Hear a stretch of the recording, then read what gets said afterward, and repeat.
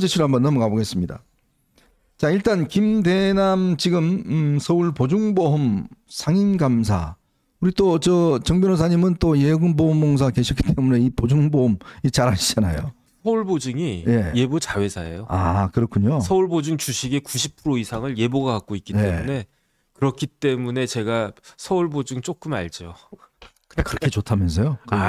네? 거기 감사시켜주면 저는 진짜 다 때려치고 일단은 가고 본다. 네. 저렇게 생각합니다. 아니, 대기업에 우리나라 굴지의 대기업에 근무하던 친구들이 여기 취직하려고 회사 그만둔다는 거 아니에요? 서울보증이 무지무지하게 좋은 회사예요. 그 다음에 거기에 서울보증 사장 최근에 바뀌었는데 네. 금감원 수석부원장 하던 사람이 갔어요. 네. 그 전임 사장님도 제가 잘 아는데 그분도 금감원의 수석부원장 하셨던 분이에요. 네. 그러니까 금융계에서 최고위직에 있었던 분이 사장으로 가고 네. 감사는 기재부나 금융이나 이런 데에서 고참 국장 정도 하셨던 분들이 가는 자리가 서울보증 감사거든요. 네. 그러니까 그런 자리를 김대남이 연대 토목공학과 나와가지고 건설업계 쪽에서 근무를 했었어요. 그렇죠. 뭐 쌍용 현진 에버빌인가요? 현진 에버빌 그런데 이렇게 그 대기업도 아니에요. 뭐 삼성 현대 네네. 현대건설 삼성물산 이런 데도 아니고 현진 에버빌 이런 데에서 상무하고 자회사 사장하고 그랬던 것 같은데 금융계 관련된 경력은 1도 없어요. 네. 근데 저는 사실은 저 같은 사람은요. 예금 보험공사잖아요. 네. 그다음에 제가 또 삼성에 있을 때 삼성화재 보험이잖아요. 네. 제가 지금도 금융위원회 법률 고문하고 있거든요. 예금보험공사도 법률 고문하고 네. 있고 저같이 이렇게 그 경력이 조금 있는 사람도 언감생심 꿈도 못 꾸는 게 서울보증의 감사인데 네. 어떻게 갔을까? 네. 저는 참 희한하다. 그다음에 예컨대 전문건설 공제조합 전무다 감사다 이런 자리를 저 김대남이 갔다라고 하면 그래 토목공학과 나오고 건설회사에 근무했으니까 라고 제가 이해를 하겠는데 어떻게 금융 관련된 경력이 1도 없고 금융에 대해서 아는 게 있을까 의심이 되는 사람을 감사로 찍어 넣어준 사람이 있다라고 하면 그것도 희한한 거고 본인이 가겠다라고 생각했다라고 하면 그것도 참 무책임한 거고 전 그런 생각합니다. 왜 정 변호사님 못 가는지 아십니까? 그 이유를 제가 말씀드리면 공작을 안 해서 그래요. 공작을 해야 가지고 공작을 지금 그냥 이렇게 방송에 나와서 말만 하면 어떡합니까 이게. 야 그거 좀 조져줘. 이런 공작을 해야 지금 딱 그냥 픽 돼서 가지.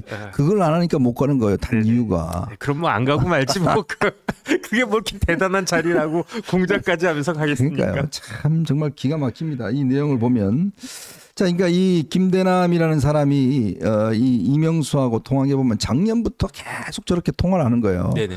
아무리 그렇지만 이게 대통령실에 근무를 하면 이 이명수라는 작자가 누군지 이게 정말 이 정권의 공공의 적이잖아요. 네네. 예?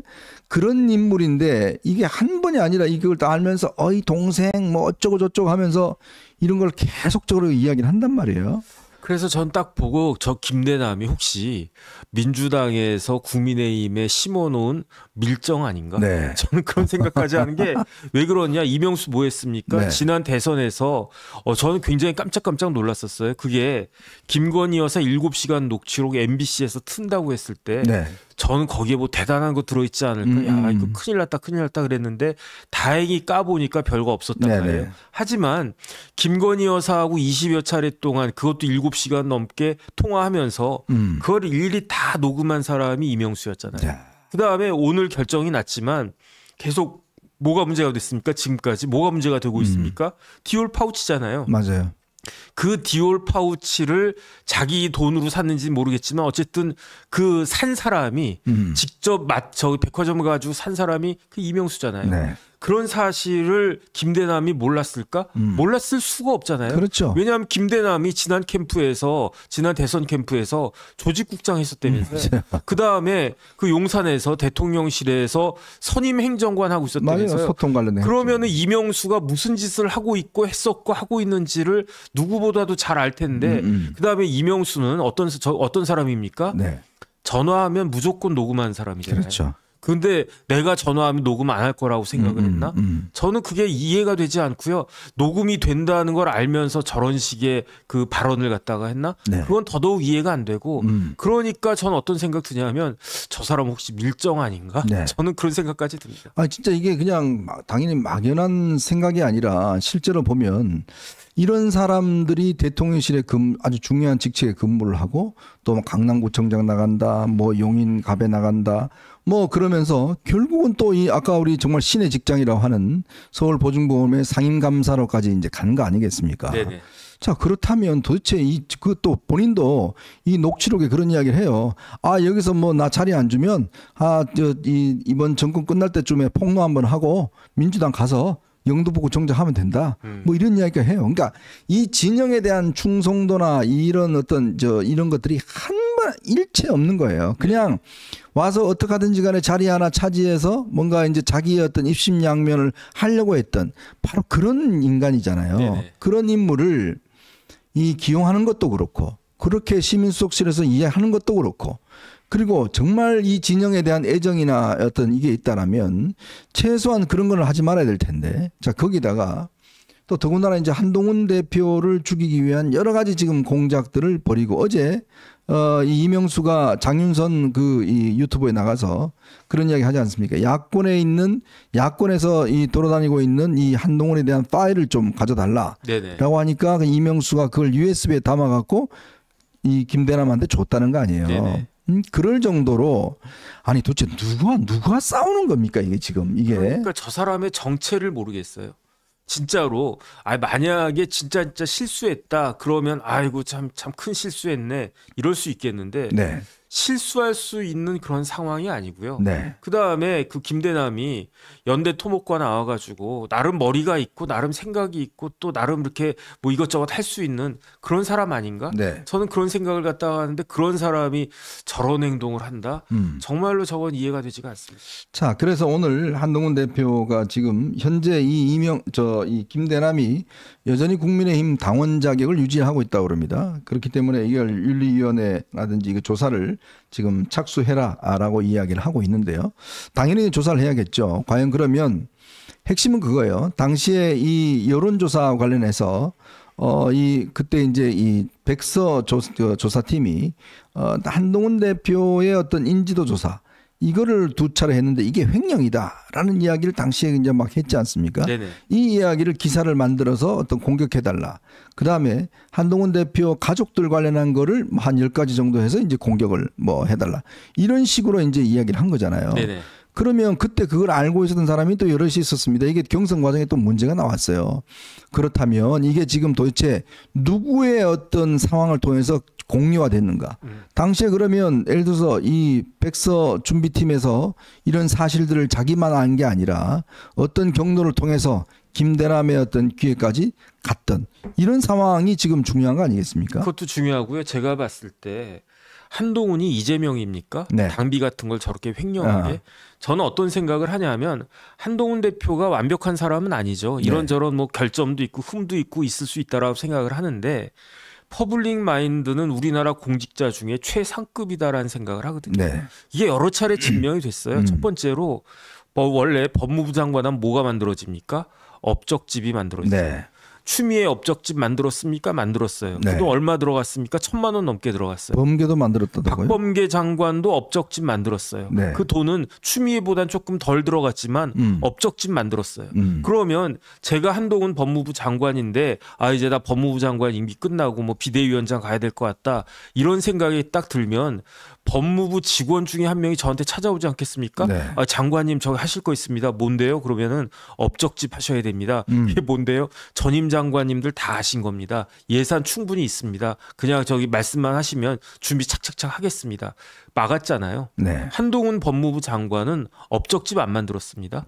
저렇게 당비 횡령하고 그럴 사람이면 업적집을 만들어도 휘황찬란하게 몇 천만 원 들어가지고 삐까뻔쩍하게 만들지 않았겠습니까? 금방 넣어서 만들죠. 뭐. 그다음에 한동훈 장관 그 출장 갔었어요. 뭐 미국 네. 출장도 가고 여러 군데 출장 갔었습니다. 뭐 타고 갔습니까? 버스 타고 갔습니까? 아니면 전용기 끌고 갔습니까? 아니잖아요. 비즈니스 타고 갔잖아요. 네. 그 전 정부에서 영부인은 전용기 끌고 가고 법무부 장관은 퍼스트 클래스 타고 다녔잖아요. 네. 그러면 한동훈 원래 규정상 장관은 퍼스트 클래스 타고 가는 거거든요. 네. 그때 인도에 타지마할 그 건이 있었을 때 누구죠?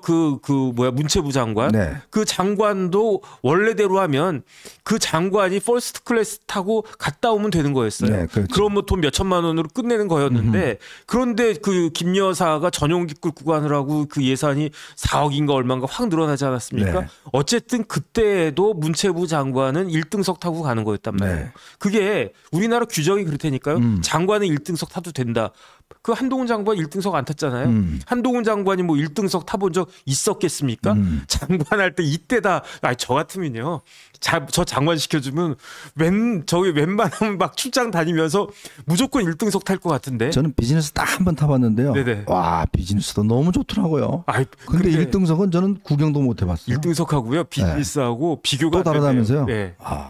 그런 사람 보고 뭐 당비 횡령했다 이런 식의 프레임 씌우는 거는 한동훈 보고 좌파라고 하는 거랑 똑같은 말도 안 되는 거다. 그런데 그 이야기가 어디서 나왔나 봤더니 네. 그 나온 것의 출처가 이제 하나씩 드러나는 것이 아닌가. 참 참담하다 생각합니다. 그러니까 이게 참 보면 이게 좀 당비를 뭐 횡령했다는 것도 정말 황당한 이야기고, 왜냐하면 원래 이런 그 여의도 연구원 이런 데서는 이 당 대표에 대한 여론 어떤 동향이 어떤지 다 조사를 하게 돼 있습니다. 그리고 이 70억이 아니라 20억 정도였어요. 이 조사 전체 어떤 이 선거 때 쓴 게.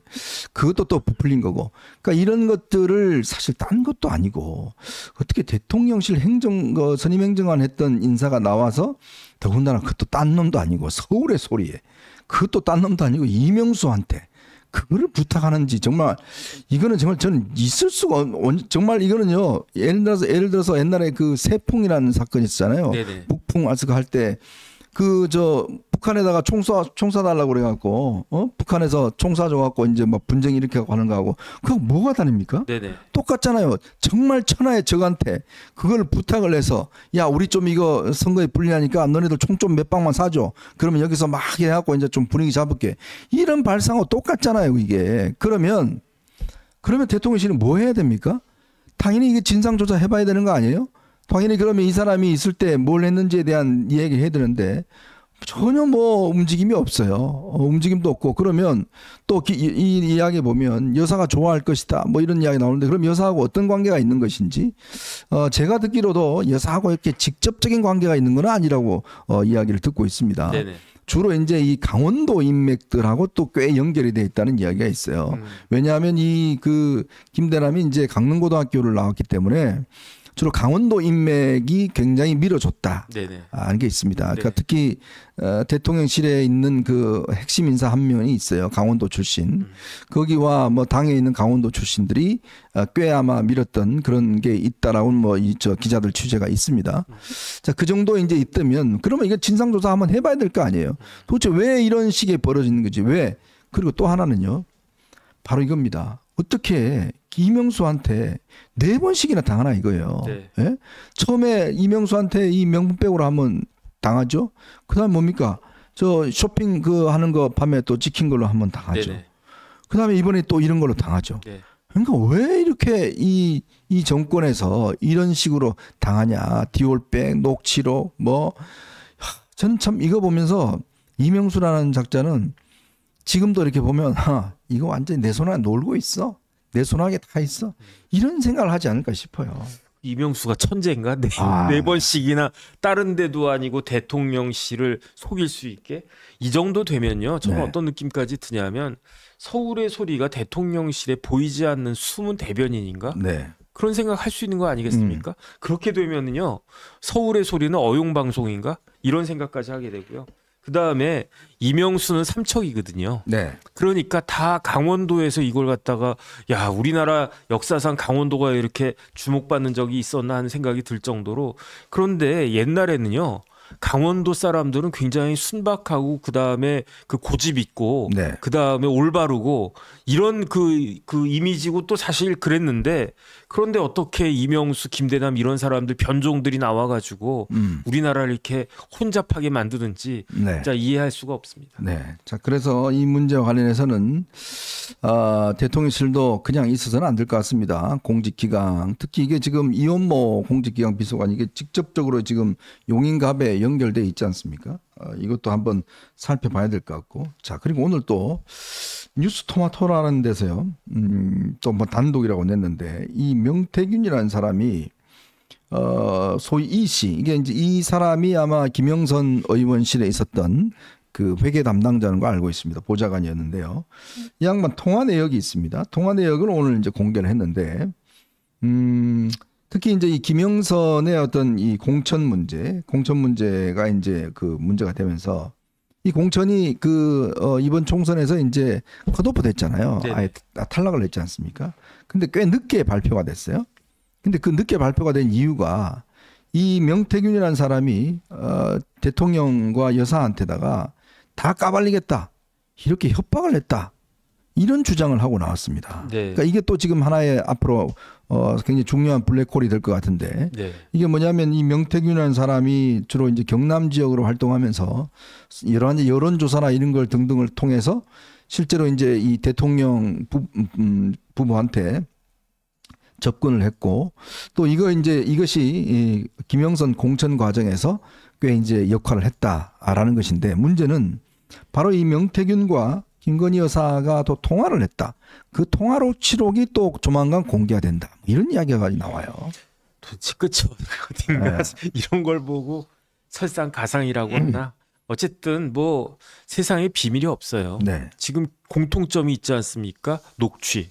우리나라 녹취 공화국이에요. 네. 그러니까 이명수도 녹취하고 그다음에 김진성도 녹취해가지고 이재명 대표 위증교사죄로 그러네요. 지금 처벌받기 딱 마련이니까 네. 이런 것들을 왜 몰랐을까? 지금 뭐 대통령실부터 해가지고 지금 저만 하긴 뭐 저도 잘 몰라요. 저도 뭐 저 같은 사람하고 통화하는 거 뭐 누가 녹취하겠나마는 어쨌든 좀 주요한 그 포지션에 있는 그런 분들은 내가 말하고 있고 내가 말하는 것은 녹음이 되고 내가 행동하는 것은 촬영이 되고 있다라고 하는 그러한 긴장감을 갖고 일을 해야 되는 것이 아닌가 저는 네. 그런 생각듭니다. 참 이게 앞으로 또 만약에 이 녹취록에서 직접 뭐 김 여사의 뭐 음성이 또 이렇게 국민들 앞에 공개가 되고 그러면 또 한 번 이게 참 논란이 될 것 같습니다. 참 이게 왜 그렇게 일반인들하고 통화를 많이 하는 것인지 그 뭐 알 수가 없겠지만 물론 뭐 본인 입장에서는 이제 대통령에 도움이 된다는 차원에서 여러 가지 어떤 민심과 정보를 입수하기 위해서 한 걸로 보여지지만 그러나 상대방이 올바르지 않아요. 상대방이 정직하지 않아요. 그 사람 보는 눈이 좀 있어야 되거든요. 정 변호사님은 저한테 통화했다 그러면 백날 가보십시오. 저희가 공개하는가. 안 하거든요. 우리는 내용이 있어요. 아니 우리는 또 녹음할 줄은 몰라요. 기본적으로. 뭐 먹으러 갈까요? 네? 뭐 그런 이야기 하는데 그거. 정말 이게 사람이 그렇습니다. 이게 지금 김대남도 그렇고 뭐도 그렇고 이 정치권 제가 주변에 보면요. 어떤 자리를 자꾸 이렇게 가려고 그러고 뭔가 출세를 하려고 그러고 그거를 하려고 하는 사람들과 그렇지 않고 정말 이 대한민국의 발전이나 어떤 진영의 어떤 승리나 뭐 이런 걸 위해서 애국심을 가지고 있는 사람들하고 좀 구분할 수 있는 눈이 있어야 돼요. 네. 그래야지만이 이 정권 운영을 할 수 있습니다. 딱 보면서 저 사람은 자리를 위해서 나한테 저렇게 알랑방구 끼는구나 라는 걸 알아야 되고 그렇지 않는 정말 애국자구나 라는 사람을 느껴야 돼요. 이제 그걸 구분을 못하면 이거 진짜 정말 이 간신들만 득실득실 거립니다. 그 옛말에 이제 공부하고 배우고 이것저것 경험하고 그 목적이 뭐냐면 지인지감이라고 그랬거든요. 네. 사람을 보는 눈을 기르는 게 지인지감. 네네. 그게 좋은 말씀하셨습니다. 내가 공부하고 뭐 이것저것 경험하고 그다음 배우고 그런 목적이다. 네. 그랬는데 진짜 어떻게 어울려도 이명수 같은 사람하고 어울리냐. 네. 그다음에 김건희 여사가 한번 당했으면 그 밑에 있는 대통령실 사람들은 네. 알아서 이명수 같은 놈 좀 피해야 되는 거 아니냐. 네. 그다음에 저는 제일 황당한 게 청와대가 아니라 이제 용산이죠. 대통령실의 기강이 이렇게 흔들려도 되는 것인가. 전 진짜 안타까운 게 어떻게 최재형 같은 사람이 아무런 그런 제재 없이 영부인을 만나고 그다음에 최재형 같은 사람이 영부인 만나러 갈 때 어떤 그 장치를 하고 들어갔는지가 전혀 그 되지 않고 그냥 뚫렸다는 이야기잖아요. 네. 이런 거 생각하면 아찔아찔했는데 아니나 다를까 이번에 지금 저 김대남 사건 딱 보면서 아이고 이렇게도 뚫리고 저렇게도 뚫리고 그런 거 아닌가. 참 저는 황당하다는 생각이 들어요. 네. 여러분들 이제 보시면 대충 보이시죠? 진짜 저 사람들이 자기의 어떤 자리를 위해서만 하는 사람인지 아니면 정말 대한민국을 걱정해서 저렇게 하는 사람인지 아마 보일 겁니다. 열심히 뭐 용산 저 찬양하다가 좋은 자리에 가신 분들 꽤 있잖아요.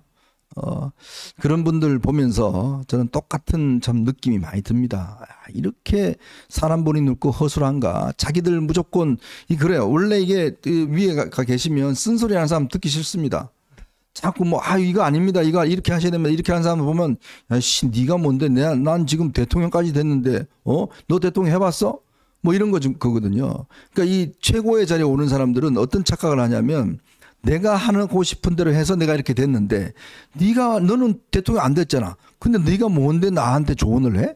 이런 느낌들을 가지고 있어요. 네네. 그러니까 뭐냐면 뭔가 조언을 하면 너 해봤어 대통령? 뭐 이런 식의 이제 가지고 있다 보니까 본인의 생각과 판단이 100% 옳고 이것만이 옳다라는 그런 착각 속에 빠지는 경우가 많습니다. 네네. 그러니까 그거를 빨리 떨쳐내야 돼요. 나는 모자라다. 나는 부족하다. 라는 생각을 하게 되면 어떤 사람인지 이야기에 귀를 기울입니다. 당신은 그 분야의 전문가지. 그래 한번 이야기해봐. 라고 이제 귀를 기울이고 그래 그거 한번 해보자. 이런 식의 이야기가 되면 참모들도 신이 나서 대통령 앞에 가서 자꾸 이야기를 합니다. 근데 지금은요. 김 여사의 기억만 이야기하면 그냥 아웃이에요. 그냥. 네가 뭔데 지금 어디다 대고 지금. 저도 뭐 대통령실 있는 분들 많이 알고 나온 분들 알지만 나온 분들의 그 가슴에 얽힌 이 안에 있는 정말 이 이야기가 이건 좀 들으셔야 돼요. 다들 정말 속이 썩어 문드러져서 나오는 분들이 꽤 있습니다. 근데 이제 100% 확실한 게 모든 사람은 죽지 않습니까? 네. 모든 사람은 죽어요. 그 다음에 모든 권력은 유통기한이 있습니다. 네. 그러니까 이걸 알고 그렇기 때문에 모든 권력에는 레임덕이 올 수밖에 없어요. 네. 아무리 진짜 천재적인 그러한 뭐 대통령 국왕 뭐가 됐든지 간에 모든 권력에는 결국은 마지막에 가면 레임덕이 오지 않습니까? 네. 그게 빨리 오느냐 늦게 오느냐 그 차이일 뿐이지. 그러니까 지금 이런 식으로 가다가는 호미로 막을 걸 가래로 막지 못해가지고 이러다가 정말 정권 재창출이 안 돼서 민주당이 그 정권을 잡으면 어떡하나. 네. 그렇게 되면요. 1년 동안은 대통령이 192석을 가지고 국정을 자기 마음대로 좌지우지하는 그런 세상이 됩니다. 아마 이거는 뭐 대한민국 다 뒤집어 놓을 거예요. 그렇게 되면 네. 가장 크게 곤경에 빠지고 가장 크게 봉변을 다 당할 사람이 누구겠습니까? 제가 봤을 때 윤석열 대통령 아니겠습니까? 네. 그러니까 이런 부분들에 대해서는 진짜 지금부터라도 빨리 긴장해야 되는 것이 아닌가 싶습니다. 네. 참 조금이라도 눈을 좀 멀리 떠서 보면 지금 뭘 해야 될지를 보입니다. 당장 저 새끼 보기 싫어. 제 꼴도 보기 싫어. 그냥 같이 옆자리에 앉기도 싫어. 그러니까 저놈하고는 내가 아예 겸상도 안 해. 그런 이후에 진짜 보기 싫은 놈한테 당할 수밖에 없는 거예요. 그거를 좀 깨달으셔야 됩니다. 뭔가 하나하나 있더라도 좀 마음을 사귀고 해야지.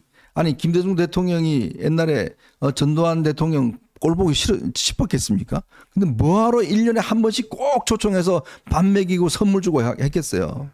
그게 정치입니다. 정치. 네. 마음이 문드러지 자기 죽이려고 한 사람 아니에요. 사형 선고에 죽이려고 하는 사람을 갖다가 1년에 한 번씩 청와대 불러갖고 밥 먹이고 선물 사주고 다 그런 걸 했습니다.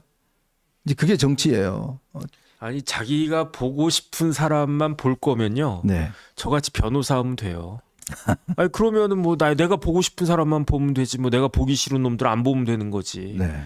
그런데 정치하시고 그랬다라고 하면 한동훈 대표도 마찬가지입니다. 제가 봤을 때는 정치는 많은 사람들을 어우르면서 이것저것 그 이해관계를 조정하는 그렇죠. 그 예술이 정치이기 때문에 네. 하기 싫은 말도 해야 되고요. 하기 싫은 일도 해야 되고 맞습니다. 만나기 싫은 사람도 만나야 되는 것이 그게 정치 아닌가? 네. 저는 그런 생각이 듭니다. 맞습니다. 좀 정치의 본질을 정 변호사님께서 잘 이야기를 해주셨습니다.